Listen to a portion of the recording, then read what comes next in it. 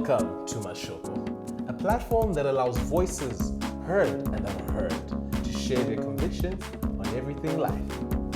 I'm your host, Tinomutenda Mpunganyi, and I'm back again with Gladys, aka Bubbly G. And you know what, guys, we really hope you've been enjoying this content because we've enjoyed working on it and bringing it out to you, So continue, to engage with us, letting us know what you think. And you know what, maybe even give us some ideas for, the next few episodes, the next few topics. Because this is about all of us, it's about all our voices, and being able to have one, being able to express yourself. So the last time that we are here, we had the musician, Rodi the bad singer, and we spoke on what was it, self-worth, Yes. And so if you guys have noticed, like, all our stuff is just sort of like falls into the next one, And today we're going a bit deeper. If y'all thought last time was deep, we're going a bit deeper today, and to trauma. Yeah. Trauma. So I've been getting like a couple of my friends sending me messages about trauma and PSTD and how they, like, things like resurfacing from, like, old memories just coming up, and they sort of have to deal with it, and also questioning why they behave the certain way that they are behaving, because maybe someone said something to them, maybe like 5-10 years ago, and it's and someone maybe did something to them, and it's affecting how they are behaving right now, and how they are managing their current relationships. And I think trauma-ish, it's maybe to define it.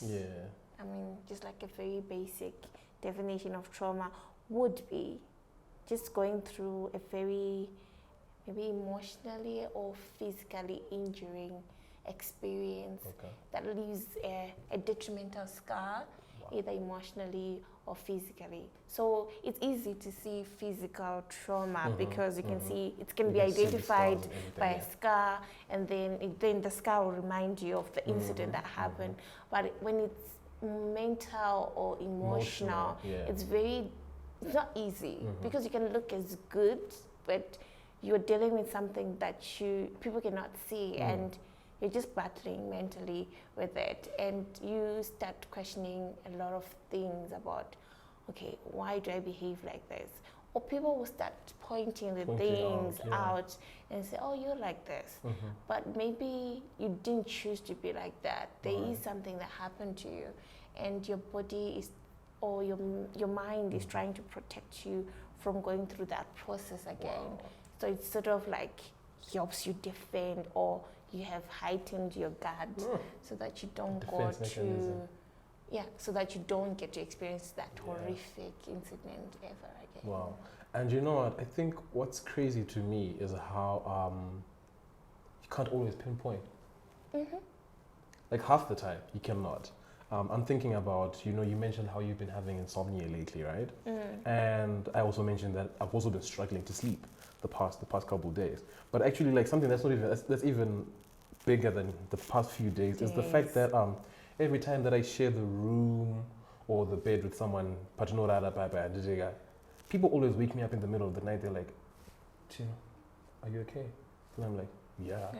And then they're like, oh no, you kind of like, you sounded like you were struggling in your sleep, like you were crying or something. Like, is everything okay? Were you having a nightmare? Then immediately, I'm like, I'm fine. Like, I have no recollection of what they're talking about. I was deep. I was deep. In sleep and like they always say these things, So like it makes me think about what you're saying, at times you cannot see it, like it's inside. And you also can't even be able to tune in and go like, what exactly is the cause of this? Because I don't want to lie. I don't know that issue. Yeah, and I have no idea.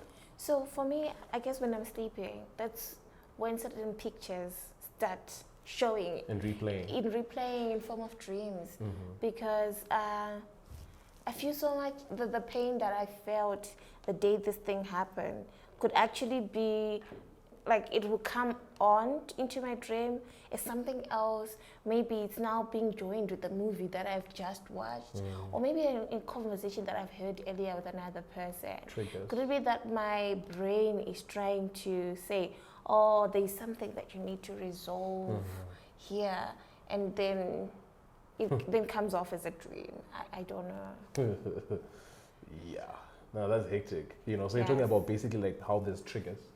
You know, triggers. You know, like certain things happen in your life, you know, in your day to day, and they then trigger in the past, which I guess is probably like where the whole PTSD comes from. You know, I think about my dad. Right, my dad has worked in a few war zones.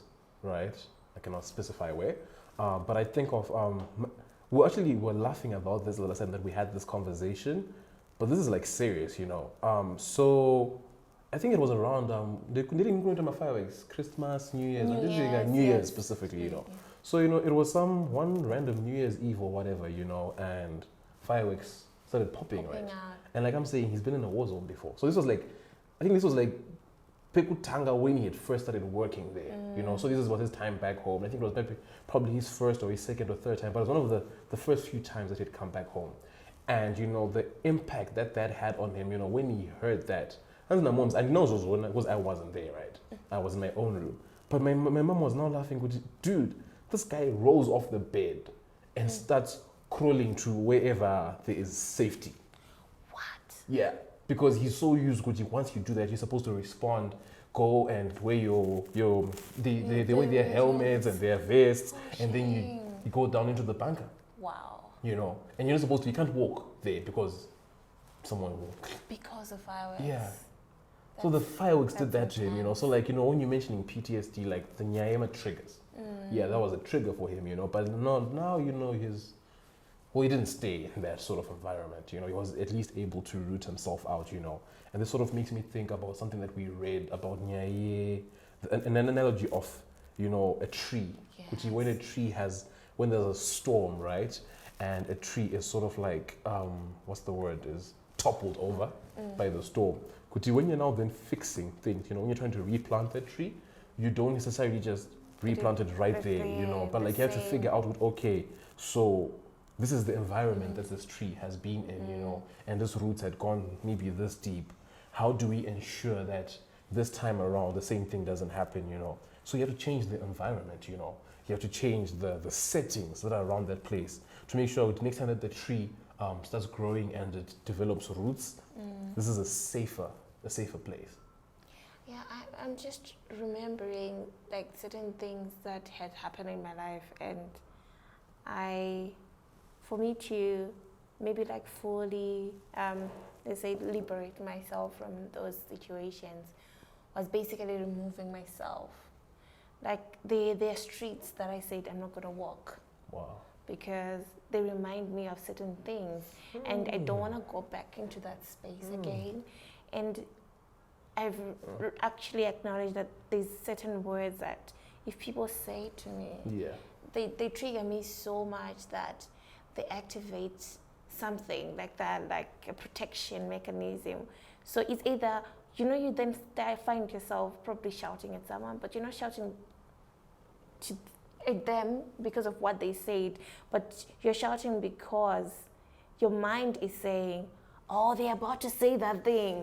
So stop them before they get fed there, and then they're probably going to hurt you. Wow. So those are some of the mechanisms that I've been trying to employ to help myself go through things. I just say to myself, I'm not going to use this road.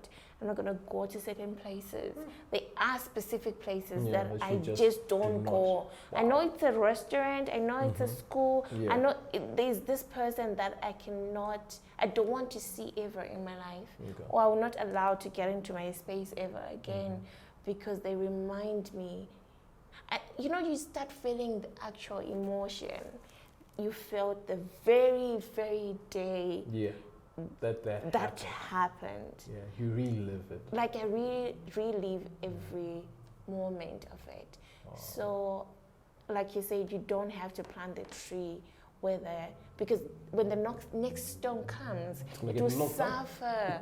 Yes, more damage. So you just need to like remove yourself from places and areas and people that remind you of that same pain in order for you to find actual healing from trauma. Okay. So do you think you're getting that healing? Like, if these measures actually contributed to that healing, or? So sometimes I found myself that in as much as I've removed myself, like a few weeks ago, I've removed myself from this situation. Yeah. But one day, just like one specific conversation made everything come back to me. And I found myself in bed, not wanting to go out, wanting to come to work. And I'm just crying. And I don't know why I'm feeling the way I'm feeling. But it's because of that conversation we had. We actually didn't talk about the actual issue. We talked about the nicer things that happened during that time. But there was just one thing that I also had forgotten, and I thought I had forgotten about it, mainly because it reminded me, so my brain sort of had buried the issue, but somehow just like resurfaced, and I have to deal with it. And then it also helped me understand why I have been behaving in a certain way for those couple of weeks. And I'm glad that it came out, but I'm also thinking around the time that I stopped doing things that really mattered to me because I needed to resolve that thing. It was really intense, but I got to understand myself better and also forgive the person and forgive myself. And it's really like intense. Yeah, this is an intense topic. I wasn't even realizing, because our energy is so like, yes. So let me try, and and liven myself up. Because, yes. Wow. So when you're talking, right, about how you've removed these things, from your life and everything, I started thinking about how, I don't know. I'm not a therapist or anything, so I wonder, like, if there's anyone out there, who understands, and is actually qualified. How exactly are we meant to deal with this stuff, Because I've had a specific situation where I couldn't avoid the things. Because you're saying at least you're able, like, I'm gonna avoid that, that person and this and this and that. But I was in an accident sometime at the end of last year on the way home. And this was on the road home. This is the only way. The only way home. If I drove, I would be able to avoid it. But because public transport uses this way, like, it is inevitable that I'll use that road every single time that I go home. I tell you, that first month was hard. After it happened, like, even like that, because like it happened at night, then the next day in the morning, I then had to use the road. Because the good thing was I wasn't physically hurt, but like, yeah, we're just dealing with some stuff, gathering some water, police cases and all that stuff, And like, so like, then the next day, that's when I actually finally returned home. And I had to use that. It was one of those, Lord, I wish the driver would just take this route and then maybe come back after Chapfura Pesaba, So I didn't have the chance. To avoid it. Every single day. Morning, evening. And it's worse if I've got like a number of things to do when I'm going to go up and down, So my point anyways is the fact, Gucci, instead of it making things any worse, I was able to meet myself where I was, I was able to meet me where I was, and I was able to deal with it. I had to, and I didn't even stuff it down. Like, I will tell you, Gucci, I actually experienced some of those things. Like, every time that would get near, I would start sweating, I would start shaking, my mind would just be all over, I would be so confused and stuff, but like over time, like, that scar the wound sort of like healed and just covered itself. And now I can. I mean, like, at times I still look and I'm like, hey, I'm like, hey, I could have died there. Yes. But I'm now able to, to go through that place all the time. So I don't know. So I don't know what the solution really is. I think also you mentioned about trauma responses. Yeah. About sweating. So I get basically there's flight or freeze, or fight, or So there's flight, freeze, And fight. Okay. So for me, I developed fight. Okay. So I then became more aggressive. So if I find that this person wants to bring me into this, I immediately become very aggressive. Okay. So instead of me flighting, so I've realized also that there are people that I flight from. Okay. There are situations that I fly from. There are situations that I freeze from. And there are situations that I also fight. Okay. But those are like 3 trauma responses that I'm doing for different type of situations. So instead of, but mostly I fight. Okay. I fight anything that triggers me into that same thing. So the other way that I saw that I was fighting was, when you're growing up, this is money related. All right. So when you're growing up, there are certain narratives. This is like money trauma issues. Like you're told, if a girl likes to do things or wants a lot of money, she's gonna be a prostitute, or you're like, there's so many narratives that are you're gonna be a thief. You're gonna be like this, and you don't understand that there's not enough. So you're going to do all sorts of things because you want money, and it's evil, and you're not gonna get peace in your life. You're going to do all sorts of nasty things for you to get money. And for the longest time, I could not ask him an educated changu kuti ndibo mari yangu, because I'm scared kuti if I ask for so much money, then I'm a prostitute. Oh my God. So they will say that I'm not actually running a business. I'm sleeping with men for money. Oh my God. So, those things that you're told as a child, or maybe, that is not genuine. She's probably doing shemushonga to make a business thrive. But I'm not doing that. I'm not doing any evil thing. I'm really working hard. And then also when it comes to pricing, I used to think if I charge much, people will not afford, because I grew up in Ndishunko's. I school kwana mariage. It's not enough. It's not enough. It's not enough. Till I internalized it and it became part of me, such that I would undercharge. I would not give myself the actual value that I was supposed to subscribe to yourself. To subscribe, yes. So those are the things that I would find myself dealing with, and then also being abused for resources. Yeah. When you're a young woman in business, you tend to gravitate people who want to say, okay, because you want this order, we need you to do this. So you then develop like this, because I don't want to be told to do that. Okay. I need to make as much money as I can possibly. I need to free myself from these situations.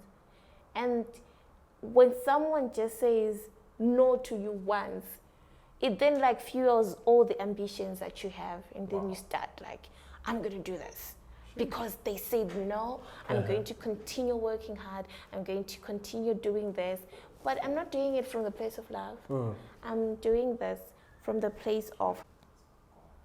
So you're looking at these issues and you're trying to make sense of them.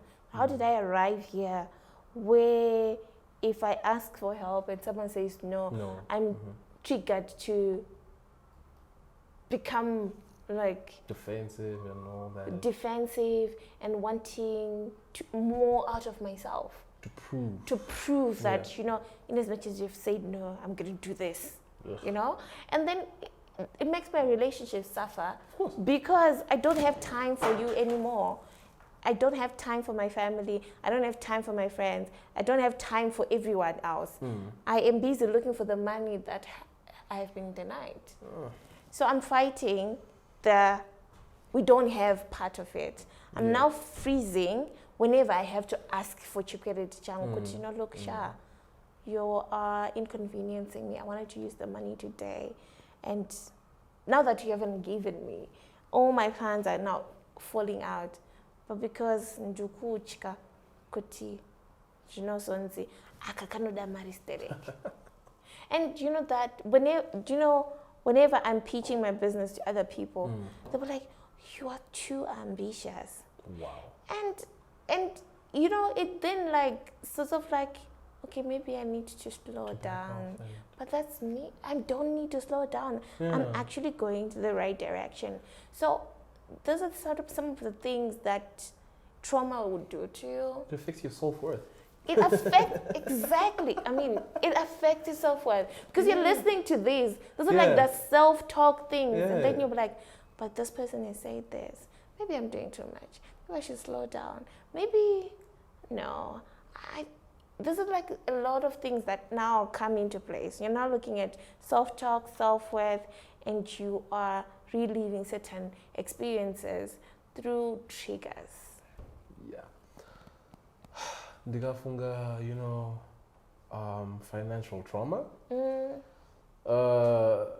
The way that I work, to be honest, I think has been influenced by that.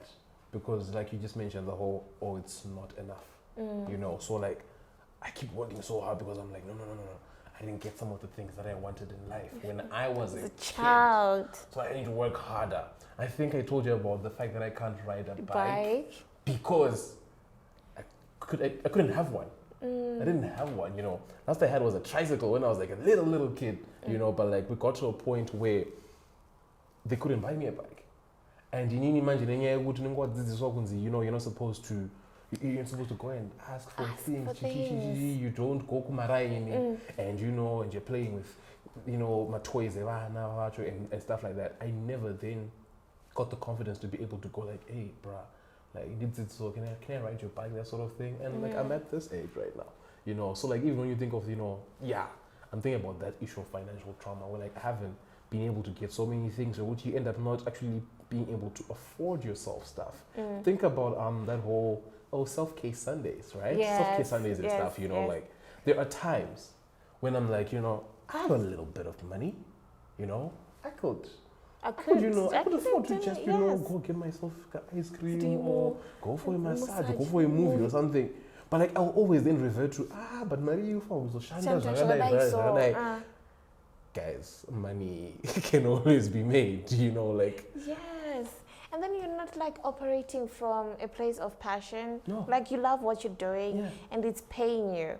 But you're like, I just need to make this amount of money so that I do not go through this experience. I don't have to relive homelessness, lack of food, lack of something that I didn't get.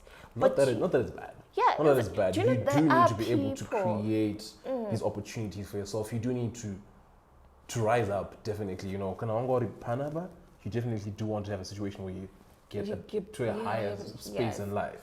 But like you're saying, there's now it should come from a place of love. Yeah. You're loving yourself. That's why you're like, I want to do this for myself. Not because, you know what? If I do that, I'll fall back into this, etc., which is not so great. Yeah, I think also the other trauma response I've also noticed in other people's life of lack, and you've got lack, let's say lack of money, lack of resources, and lack of things. That's when you start hoarding. Like whenever I see anything, I need it. Let me just keep it. Because you never got to get that. You just like do everything in excess. You need, not because, because you mentioned that you live alone, but your house is like, you've got everything. Yes, I live alone. I've got a dining table. Like, I mean, I've got a dining table. I've got a couch. I've got a TV stand for crying out loud. But I'm living alone, and I've got a whole kitchen set. Yeah. And I'm like, sometimes when I'm moving, I'm like, so what happened? Where am I gonna put this stuff? But hey, I was responding to not having enough. I was responding not to having enough. There's a time I used to have like clothes that would kwana 7 days. Okay. Like I had Monday, Tuesday, Wednesday, Thursday, Friday, Saturday, Sunday. That was it. So I had to mix and match like the top I'm say Tuesday or so say Friday. Yeah.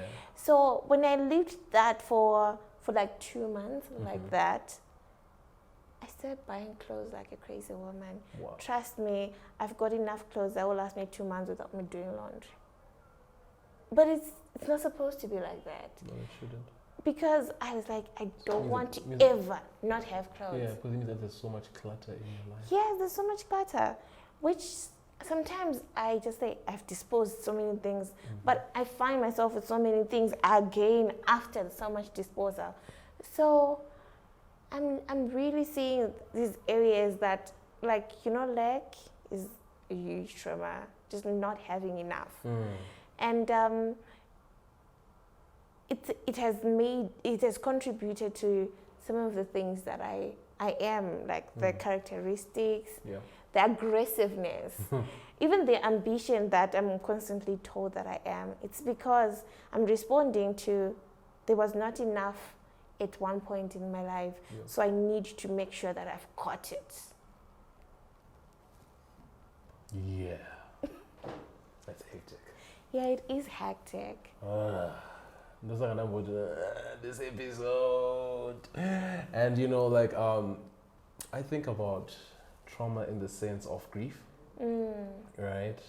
And we're all grieving something, And I had a conversation with a friend recently, about death, and about how there are systems that are meant to help you manage the process. But those systems just seem to be like just all this formal stuff that just helps get rid of the person. Actually, you know what? Let me actually just read the exact statement that this guy said to me, because because angati death is natural. Then I said it's also inevitable, right? Then he was like, yeah, it's such a deep subject that everyone deals with, but very little is said about it, It feels like there are systems to manage death and its effects, but not really for the people. The funeral, the burial, the memorial, tombstone unveiling, all those things. And I don't know if it's working. When my granny passed, I remember it took me years to finally deal with that. Because the person in my life who I truly grieved was my granddad, who passed when I was probably like five, six, thereabouts, And when he died, I know. And do you know what's crazy? Do you know what's crazy about trauma and everything? We talked about the whole issue of reliving things. Do you know I can remember being in my, I don't know whose arms I was in. I can remember it. I can see it. You can actually feel some of the emotions. I can remember being carried away from the coffin, and I remember crying my eyes out, And I don't know what happened later on that day, but I've had trouble grieving people ever since, because I don't know, maybe somebody said or something. I don't know. I don't know. I don't want to lie. I don't remember what people told me. But all I know is good. Ever since that was the last time that I truly grieved anyone. When Gogo then passed away, it took me probably 5 years to finally shed a tear. I'm talking about shedding a tear. When she passed, it was just like, oh, that's sad. But then only then took me after some time, when I started then learning more about how to deal with my heart and my mind, is when I finally went fam, that hurt you. You should let it go, but letting it go is about meeting yourself where you are. I'll keep saying that, guys. I'll keep saying that. Meet yourself where you are. You know what? I think maybe that would be my last statement. Because, because there's a lot. I don't know what your final words are. Okay, so for me, I guess with death and grieving, is I hate going to the hospital, to visit someone in the hospital, because I associate visiting the hospital with death. With death, yeah. I get that. So there's a period where we had to visit my sister in hospital for about 1.5 months. We were going every day, and every time that I would go to the hospital, I would see people waiting. Chichema, someone has died. And we didn't know that there was a day we were going to go there. And and you're told that same statement. Wow. So I've got this, I don't want to go to the hospital to visit someone who's sick. And also, when my mother passed away, I'm sure all my relatives had the process of the funeral to burial. And also, I think the biggest thing it was for them is to assign, so who's going to take care of the kids? Okay. But how we felt, no one had time to deal with that. Yeah. Even just like a hug and say, you know, child, things have changed, like your life has changed and your parent is not here, and we just need you to know that we love you and we're there for you. Yeah. There was no time for that. It was, yes, did people eat? Yes, there's a coffin, oh, there's transport, but there's this whole process around it. But dealing with grief is such a very like intense thing. I also didn't grieve my mom because I was in school, I was in boarding school, and I was just called to go home, and then you see lots of people that you haven't seen in so many years at your house. And then your mind just registered someone has died, and then the someone that you have left is your mother, and she's not here anymore. So yeah, they're trying to figure out, so how do we deal with this child? That's all they are here for, and making sure that we have disposed the body of this person. So it took me so many years to deal with my mother's death. I think I'm still dealing with it till now, because I do feel her absence in so many things that I needed, so many teachings that I needed as a young woman, that I hoped that if she was there, things would be easier for me. You know. So I guess that's about it for me. Guys, I hope this helps you to start addressing maybe some of the issues going on in your own life. I hope you're able to start meeting yourself where you are, and in all that, I hope you're kind. I hope that you're kind to yourself, you know, and if you need help, please don't feel ashamed to ask for help. We all need a helping hand at certain times in our lives, you know. We're not created to be alone. We're social beings. Human beings are social beings. Yeah, I think also that's what trauma does to you. You don't ask for help because help is associated with feelings of shame. And, you know, you don't value yourself. You're so ashamed to go to someone, and be open and, oh, this is what I'm going through and I need help, because that's what it is about. Hope you find someone to talk to, and I hope you can work through that stuff. And if you have any tips or, you know, comments, suggestions, please add those in the comment section. And it probably will help someone out there. It might help us, it might help you, it might help someone out there, you know. So this episode has been brought to you by Inspired Faces of Africa, Capture, Crafted Ink, and Ripped Canvas. And we thank you so much for listening to us. Thank you, Gladys, for sharing. It's never easy, but thank you so much. And yeah, thanks guys for always being there. Thank you. Check you out next time. Bye. I kept looking into the camera, but